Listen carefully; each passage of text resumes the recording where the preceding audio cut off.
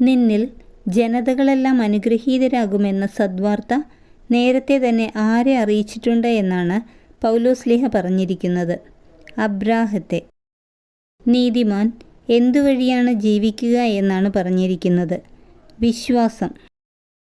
ക്രിസ്തു നമ്മെ പ്രതി ശപിക്കപ്പെട്ടവനായി തീർന്നുകൊണ്ട് എന്തിൽ നിന്നാണ് നമ്മെ രക്ഷിച്ചത്? നിയമത്തിൻ്റെ ശാപത്തിൽ നിന്ന്. പാരമ്പര്യ അവകാശം നിയമത്തിൽ നിന്നാണ് ലഭിക്കുന്നതെങ്കിൽ അതൊരിക്കലും എന്തിൽ നിന്നായിരിക്കുകയില്ല എന്നാണ് പൗലോസ്ലീഹ പറഞ്ഞിരിക്കുന്നത്. വാഗ്ദാനത്തിൽ നിന്നായിരിക്കുകയില്ല.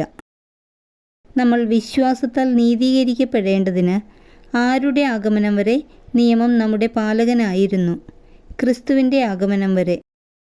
എന്തിനു വേണ്ടി?